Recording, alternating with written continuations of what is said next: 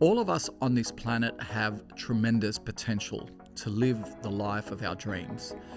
But often we get stuck in negative states that stop us from living the life that we deserve. In last week's episode, I talked about complaining and blaming as one of those negative states. In this week's episode, I'm going to talk about why you should not be settling for mediocrity, why you do it, why it's bad for you, and most importantly, I'm going to share with you tips on what to do about it. I'm Sam McCool, and welcome to A Higher Branch.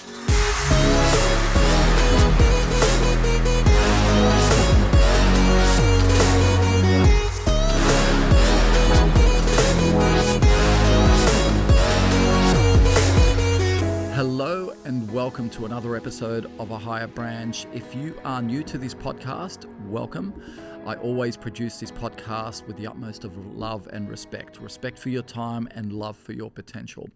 And if you are an existing listener to this podcast, welcome back. And if I could ask you to do me one small favor before we move on today, and that is, please give me a rating and a review. If you are getting value, any value from these episodes, by giving me a rating and review, you help boost our rankings, and that helps me reach more and more people. So thank you in advance for helping me do that. And if you are watching this on YouTube, please like and subscribe. Okay, now let's move on to today's topic, settling for mediocrity. Settling for mediocrity in your life, with your own personal self, and also settling for mediocrity from the people around you. Now, I say this with respect because I don't think you wake up every morning and say to yourself, yay, I'm aiming for average today, right? Nobody does that. Nobody wakes up and says, I'm going to have an average day today. We actually, when we first wake up, we wake up with the mindset that I'm going to have a good day today. And then things happen throughout the day that take us off our path. And then we slip into a state of being lost, stale, or stuck. And I covered that in the first episode of this season. And if you haven't listened to that episode, it's been, we received an incredible, overwhelming response. It was the first episode for the season, and it's called The 4 Signs You Need to Do a Life Reset. So I urge you to go back and listen to that in your own time. But let's continue on with why we should not be settling for mediocrity. And it's because humans, we are wired for progress. We are wired to keep climbing higher in life. The whole essence of A Higher Branch, and why I wrote the first book called A Higher Branch for my children, and named the Success Academy A Higher Branch, and why this podcast is called A Higher Branch, is that we need to be climbing higher in life in each of the 8 areas: in health, love, family, work, friendship, learning, wealth, and charity. We need to feel like we are making progress. And that's why it's absolutely essential to have goals and dreams in each of those 8 areas and wake up every day and take action towards those areas, because that's what gives you fulfillment. People feel like, life is about health and happiness. No, it's about health and fulfillment. Okay, we can't be happy all of the time. In fact, if we were happy all of the time, we wouldn't know we wouldn't appreciate happiness. We need to feel a little bit down sometimes, because then when we feel happy, we'll notice a difference. So it's about feeling fulfilled. And let me tell you, depression does not discriminate, right? I've come across people, who are depressed that shouldn't be depressed. Whether you are rich or poor, you can be depressed. Whether you are first world or third world, you can be depressed. And the common feature amongst most people who are depressed, and I've certainly coached a lot of people who are in therapy that have seen me, and I found that the common feature is they stopped climbing higher in life. They settled. And it's like climbing to a branch on the metaphorical 8 trees of life and staying there. We exhaust the fruit on that branch. We look up, we see other branches with more fruit, whether it's a higher paying job, more clients, growth in the business, improving our relationship, improving our energy levels. And we look up and we see it and we say, no, I'm happy on this branch. That's stagnation. Stagnation will lead to stagnation of your human spirit. And look, I think you know what I'm talking about, and I've given you enough context. So let me give you a few examples of what does it look like? What does mediocrity look like in the 8 areas of life? So you can identify it and not settle for it. So what does settling look like in everyday life? It's like going to the gym and instead of doing 30 push-ups, you do 10. That's settling. Instead of eating live healthy food, you eat junk food. That's settling. If you're in a relationship with someone and you're not being treated well and you're not treating them well and you're kind of coexisting, that's settling, right?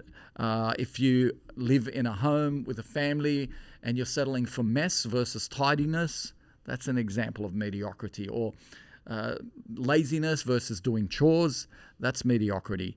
At work, it's like meeting KPIs, meeting targets, but not exceeding expectations. Or drafting a plain email versus an impactful email. Or, being bland on the phone call with the client rather than being impactful and exciting or enthusiastic. I always say this at work. If you're not making when you come to work, you should be focused on making an impact. It doesn't have to be big, can be small, but just smiling when you're talking to someone is making the impact. Finishing an email with, a friendly emoji or showing that you care is not settling. It's not settling for mediocrity. In friendship, what is an example of settling for mediocrity is when you settle for toxic friends.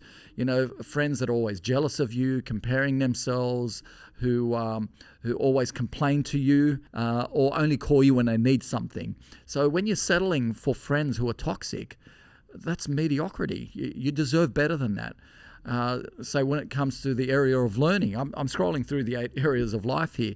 It's like flopping in front of the TV and binge watching TV or scrolling social media instead of reading and journaling or meditating or, listening to something educational. When it comes to wealth, it's spending your money needlessly on things that you really don't need that end up sitting there collecting dust.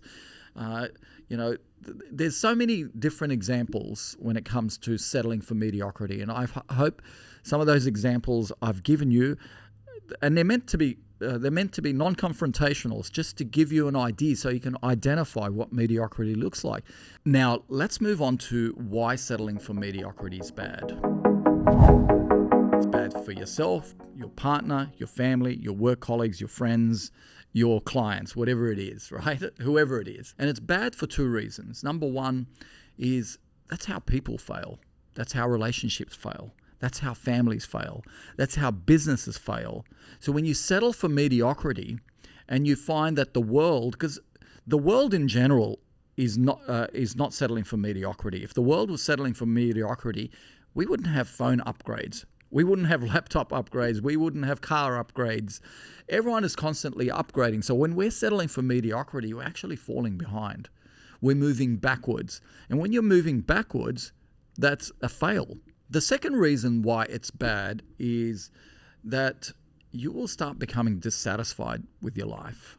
You will start, harboring feelings of bitterness, being resentful, enter blaming, complaining. You see, that's why I mentioned these 3 areas, these 3 things you need to stop doing, because they're all interrelated. When you settle for mediocrity, then you start giving your mind permission to start blaming and complaining. So that's why it's bad.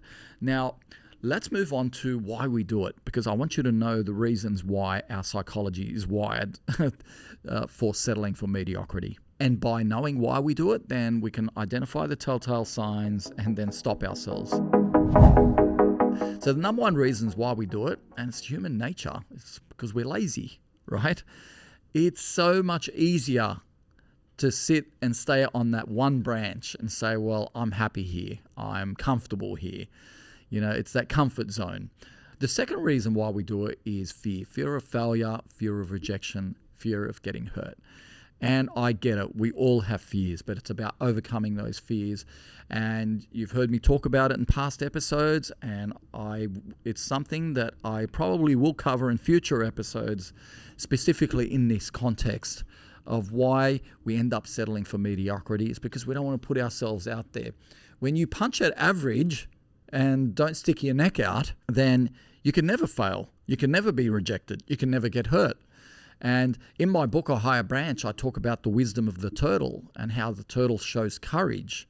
Because, The turtle literally needs to stick its neck out to move forward in life. When it's in its shell, it's impenetrable. Its shell is extremely hard. But it's a metaphor for us humans, really. For us, we need to stick our neck out. We need to overcome a fear of failure, rejection, or getting hurt to move forward in life. And unfortunately for us, when we settle for mediocrity, we actually feed those fears, and they keep getting bigger and bigger, and then it's harder for us to get out of that state of settling for mediocrity. Okay, the third reason why we do it, unfortunately, and this is confronting, is when we surround ourselves with people that are doing the same thing, settling for mediocrity. And when we surround ourselves with people that don't challenge us. And that is the most confronting reason of why we settle for mediocrity. So I'm going to stop it right there, and I will cover it in a future episode. But for now, I just want you to identify that is one of the reasons. Now, let's talk about what to do about it. What to do about it so you don't settle for mediocrity. The first thing you should do is you got to hang out with friends that are punching above the average. Friends that don't settle for mediocrity. That's the easiest way, really, to climb out of that state. The second thing you can do is you need to set new goals and dreams in the 8 areas of life. You need to do a life reset, in fact. So if I did produce a specific podcast episode, it was the second for the season, called How to Do a Life Reset. And it's a 5-step process. But one of those important steps is to sit down and write goals in the 8 areas of life. When it comes to health, what are your goals? Love, family, work, etc. Go through those 8 areas and write down goals. And then after you do that, rate those goals out of 10 and say, out of a scale of 1 to 10, 10 being most excited, how excited are you? And if you're not writing 9 or 10 next to that goal, then cross it out. Because when you have goals that get you super excited, then you won't settle for mediocrity in yourself. You will push yourself. You will overcome your fears. And from there, you will get into a constant state of continuous upgrade. Okay, I hope you've enjoyed today's episode on why you should not settle for mediocrity. And I hope I've given you enough reasons, and apologies if some of those insights were a little bit confronting. But as I said, I always produce this podcast with the utmost of love and respect. And you know what? My job here is not just to make you feel good. Like I said in the podcast itself about mediocrity and the people in your life, my job here is to get you thinking and for you to challenge yourself. So I'm challenging you to not settle for mediocrity. I'm challenging you to live the life that you deserve. And I mean that sincerely. So look, thank you for listening again to today's episode. And if there's someone in your life that you know needs to listen to this episode in particular and needs to be part of our community, then please do me a favor and share it with them privately. Send it to them and say, hey, I think you might like this episode. And I do that with my friends all the time. I listen to a lot of podcasts and I'll share it with the people in my life, because if I really care for them, then I want them to improve. And when they improve, they help me improve. And together we lift the average. If you feel a bit awkward about sharing this with people privately, then share it publicly on social media and tag me in it. On Instagram, it's SamMcCool_AHB. On all other platforms, it's Sam McCool. And you can also search for us under A Higher Branch.